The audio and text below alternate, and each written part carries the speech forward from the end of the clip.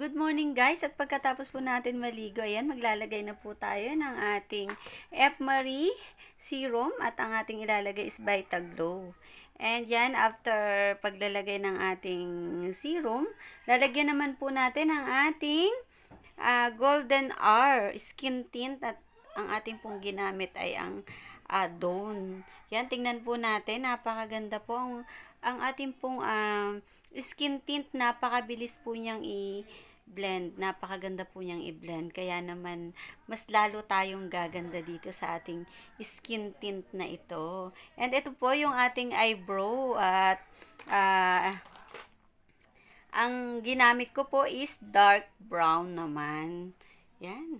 Gumaganda ang ating kilay sa pamamagitan ng ating F. Marie. Ito po ang ating namang lip tint.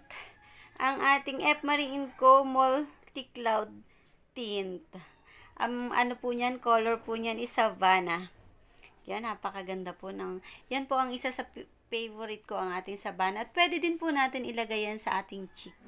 Yan. Hindi na natin kailangan bumili ng napakaraming makeup. At yung ating lip tint, pwede na rin nating ilagay sa ating cheek. Diba? Napakaganda, oh. I-blend lang po natin ng maayos, oh. Rosy cheeks na po tayo. And pwede din po natin yung gawing eyeshadow. Ayan, lalagay ko po ngayon sa eyeshadow. Oh. Yan. I-ayos lang po natin. Ayan. Yan po yung ating Savannah na skin tint.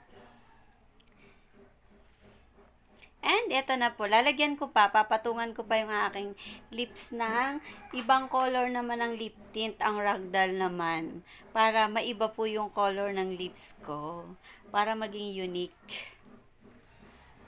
Okay, at ito na po ang result ng ating F. Marie & Co. na makeup. Yan, napaka-beautiful, diba?